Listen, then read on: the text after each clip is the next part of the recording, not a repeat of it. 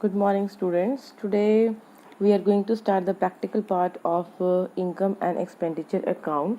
So this is the table showing calculation of subscription for the current year. ਜਿੱਦਾਂ ਕਿ ਆਪਾਂ income and expenditure account study ਕੀਤਾ ਸੀ ਉਹਦੇ ਵਿੱਚ ਸਿਰਫ ਕਰੰਟ ਈਅਰ ਦੀ ਹੀ ਅਮਾਊਂਟ ਆਪਾਂ ਸ਼ੋ ਕਰਨੀ ਆ। So first of all subscription receive during the year will be written. ਕਿੰਨਾ ਸਬਸਕ੍ਰਿਪਸ਼ਨ ਤੁਸੀਂ ਡਿਊਰਿੰਗ ਦ ਈਅਰ ਜਿਹੜਾ ਵੀ ਤੁਹਾਡਾ ਕਰੰਟ ਈਅਰ ਹੋਏਗਾ ਉਹਦੇ ਵਿੱਚ ਤੁਸੀਂ ਜਿੰਨਾ ਸਬਸਕ੍ਰਿਪਸ਼ਨ ਰਿਸੀਵ ਕੀਤਾ ਆ ਉਹਦੇ ਤੋਂ ਆਪਾਂ ਸਟਾਰਟਿੰਗ ਕਰਨੀ ਆ plus subscription outstanding at the end of the year. Means ਹੁਣ ਤੁਹਾਡਾ ਕਰੰਟ ਸੈਸ਼ਨ ਚੱਲ ਰਿਹਾ ਆ 2020 to 21 ਠੀਕ ਆ। ਸੋ ਕੁਐਸਚਨ ਦੇ ਵਿੱਚ ਜਿਹੜਾ ਹੈ ਲਾਸਟ ਈਅਰ ਦੇ ਕੁਐਸਚਨਸ ਮੀਨਸ ਕਿ 31 ਮਾਰਚ 2020 ਐਂਡ ਜਿਹੜਾ ਆ ਉਹਦੇ ਕੁਐਸਚਨਸ ਹੋਣਗੇ। So subscription outstanding at the end of the year it means ਕਿ ਜੇ ਤੁਹਾਨੂੰ ਉਹ 'ਚ ਲਿਖਿਆ ਆ 31 ਮਾਰਚ 2020 31 ਮਾਰਚ 2020 ਇਹ ਤੁਹਾਡਾ ਮੰਨਿਆ ਜਾਏਗਾ ਕਰੰਟ ਈਅਰ ਦਾ ਐਂਡ।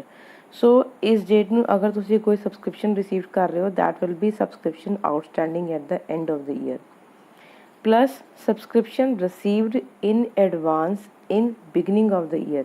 ਅਗਰ ਤੁਸੀਂ ਕੋਈ advance in the beginning receive ਕਰ ਰਹੇ ਹੋ ਹੁਣ ਬਿਗਨਿੰਗ ਕਦੋਂ ਹੋਏਗਾ ਇਹਦਾ 1 April 2019 ਜਾਂ ਤਾਂ ਇੱਦਾਂ ਡੇਟ ਲਿਖੀ ਹੋਏਗੀ ਅਦਰਵਾਈਜ਼ ਇਹਨੂੰ ਅਸੀਂ ਲਿਖ ਸਕਦੇ ਹਾਂ 31 March 2019। So these both means the same.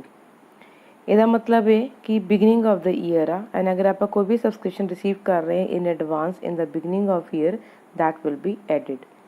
Next is subscription outstanding in the beginning of the year.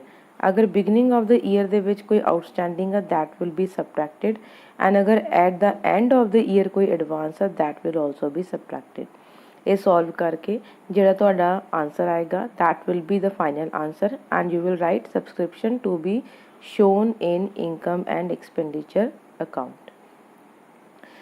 So in account form other form ਜਿਹੜੀ ਆ ਸਬਸਕ੍ਰਿਪਸ਼ਨ ਅਕਾਊਂਟ ਬਣਾ ਕੇ ਵੀ ਤੁਸੀਂ ਇਹਨੂੰ ਸੋਲਵ ਕਰ ਸਕਦੇ ਹੋ that is up to you ਜਿਹੜਾ method ਤੁਹਾਨੂੰ ਈਜ਼ੀ ਲੱਗੇ। ਸਭ ਤੋਂ ਪਹਿਲਾਂ to outstanding subscription in the beginning of the year ਉਹ ਡੈਬਿਟ ਸਾਈਡ 'ਤੇ ਲਿਖੋਗੇ। ਅਗਰ ਸਬਸਕ੍ਰਿਪਸ਼ਨ ਜਿਹੜਾ ਆ ਤੁਹਾਡਾ outstanding at the end of the year ਉਹ ਕ੍ਰੈਡਿਟ ਸਾਈਡ 'ਤੇ ਲਿਖੋਗੇ।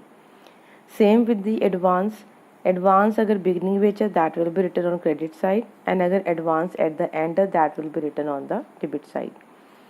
ਜਿਹੜਾ subscription receive during the year ਜਿਹੜਾ ਕਿ ਆਪਾਂ ਫਸਟ 'ਤੇ ਲਿਖਦੇ ਹੁੰਦੇ ਸੀ ਜਿਹੜਾ ਆਪਾਂ ਪਿਛਲੇ ਫਾਰਮੈਟ 'ਚ ਕੀਤਾ ਆ that will be written here by bank account subscription receive during the year. ਉਸ ਤੋਂ ਬਾਅਦ ਤੁਸੀਂ ਇਸ ਅਕਾਊਂਟ ਨੂੰ ਬੈਲੈਂਸ ਕਰ ਲਓਗੇ ਜਿਹੜੀ ਬੈਲੈਂਸਿੰਗ ਫਿਗਰ ਆਏਗੀ that will be to income and expenditure account. So ਇਹ ਤੁਹਾਡਾ ਫਾਈਨਲ ਆਂਸਰ ਹੋ ਜਾਏਗਾ। ਦੈਨ ਨਾਓ ਇਹਦੇ ਤੋਂ ਰਿਲੇਟਡ ਕੁਐਸਚਨਸ ਦੇਖਦੇ ਹਾਂ। This is the sixth question which is given in your book. During the year 31 March 2020, subscription received by the Jaipur Literary Society. ठीक है ये क्वेश्चन ਤੁਹਾਡੀ ਬੁੱਕ ਦੇ ਵਿੱਚ ਹੈ ਤੁਸੀਂ ਦੇਖ ਸਕਦੇ ਹੋ।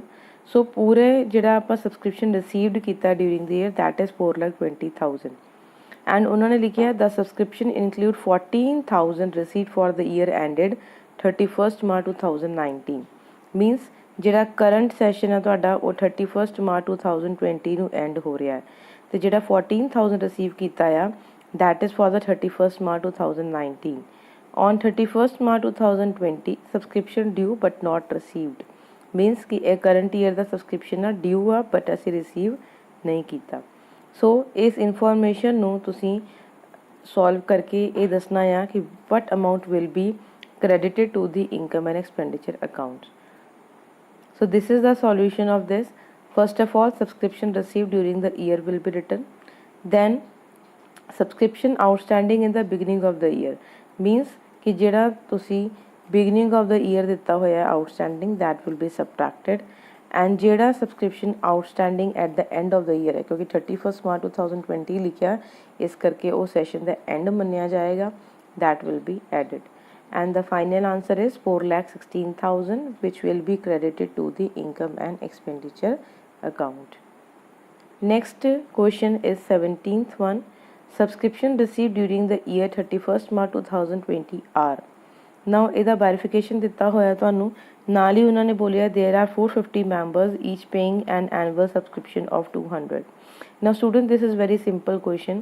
ਅਗਰ ਕੁਐਸਚਨ ਦੇ ਵਿੱਚ ਤੁਹਾਨੂੰ ਮੈਂਬਰਸ ਦਿੱਤੇ ਆ ਐਂਡ ਨਾਲ ਹੀ ਉਹਨਾਂ ਨੇ ਰੇਟ ਦੇ ਦਿੱਤਾ ਆ ਕਿ ਕਿੰਨਾ ਰੇਟ ਹੈ ਪਰ ਮੈਂਬਰ, ਦੈਨ ਇਸ ਕੁਐਸਚਨ ਨੂੰ ਤੁਸੀਂ ਕੋਈ ਵੀ ਆਊਟਸਟੈਂਡਿੰਗ ਜਾਂ ਕੋਈ ਵੀ ਐਡਵਾਂਸ ਦੇਖਣ ਦੀ ਜ਼ਰੂਰਤ ਨਹੀਂ ਆ। ਬਹੁਤ ਹੀ ਸਿੰਪਲ ਤਰੀਕੇ ਦੇ ਨਾਲ ਅਸੀਂ ਸ਼ੋਅ ਕਰ ਸਕਦੇ ਹਾਂ subscription which should be credited to the income and expenditure account, जिन्ने members ने multiply by another rate 90,000 is the answer. Next question is the 18th one. Subscription received by King's Club Delhi were 4,09,000 including 5,000 for the year 31st March 2019। Means ਹੁਣ current session ਸਾਡਾ 31st March 2020 ਨੂੰ and ਹੋ ਰਿਹਾ, ਜਿਹਦੇ ਵਿੱਚ 5,000 previous year ਦਾ ਆ, 10,000 is for the next year ਕਿਉਂਕਿ 2021 ਲਿਖਿਆ ਉਹਦੇ ਵਿੱਚ। At the end of the year 31st March 2020 subscription outstanding at the end of the year 31st March 2020 were 15,000। ਹੁਣ ਇਹ ਤੁਹਾਨੂੰ 15,000 ਜਿਹੜਾ ਆ ਕਰੰਟ ਈਅਰ ਦਾ ਆਊਟਸਟੈਂਡਿੰਗ ਦਿੱਤਾ ਹੈ at the and. The subscription due but not received at the end of the previous year were 8,000 while subscription received in advance at the same date means 31st March 2019 beginning ਨੂੰ ਤੁਸੀਂ advance ਵੀ receive ਕਰ ਰਹੇ ਹੋ 18,000 ਦਾ। Now first of all subscription received during the year will be shown। ਉਸ ਤੋਂ ਬਾਅਦ ਜਿਹੜਾ outstanding ਹੈ current year the 15,000 that will be written। Next is received for the previous year, ਜਿਹੜਾ ਪ੍ਰੀਵੀਅਸ ਈਅਰ ਦਾ amount ਤੁਸੀਂ 5,000 ਰਿਸੀਵ ਕਰ ਲਿਆ ਸੀ ਉਹ ਵੀ ਮਾਈਨਸ ਕਰ ਦਾਂਗੇ ਐਂਡ ਜਿਹੜਾ ਐਡਵਾਂਸ ਰਿਸੀਵ ਕੀਤਾ ਹੈ ਨੈਕਸਟ ਈਅਰ ਦਾ ਉਹ ਵੀ ਮਾਈਨਸ ਕਰ ਦਾਂਗੇ ਕਿਉਂਕਿ ਸਿਰਫ ਸਾਨੂੰ ਕਰੰਟ ਈਅਰ ਦਾ ਸਬਸਕ੍ਰਿਪਸ਼ਨ ਚਾਹੀਦਾ ਆ। ਐਡਵਾਂਸ ਰਿਸੀਵਡ ਇਨ ਦਾ ਪ੍ਰੀਵੀਅਸ ਈਅਰ, ਨਾਓ ਜਿਹੜਾ ਕਿ ਬਿਗਨਿੰਗ ਵਿੱਚ ਤੁਸੀਂ ਐਡਵਾਂਸ ਰਿਸੀਵ ਕਰ ਲਿਆ ਸੀਗਾ ਉਹ current session the C 18,000 that will be added। So final answer you will get 4,27,000। Conclusion ਇਹ ਆ ਕਿ ਸਬਸਕ੍ਰਿਪਸ਼ਨ ਦਾ ਜਿਹੜਾ ਫਾਰਮੈਟ ਆ ਉਹ ਤੁਹਾਨੂੰ ਬਹੁਤ ਹੀ ਵਧੀਆ ਤਰੀਕੇ ਦੇ ਨਾਲ ਕਲੀਅਰ ਹੋਣਾ ਚਾਹੀਦਾ ਆ, ਉਸ ਤੋਂ ਬਾਅਦ ਹੀ ਤੁਸੀਂ ਪ੍ਰੈਕਟੀਕਲ ਕੁਐਸਚਨਸ ਕਰ ਸਕਦੇ ਹੋ। So I hope it is clear to you. if there is any doubt to any student then you may put a query in the comment box. Thanks and have a nice day.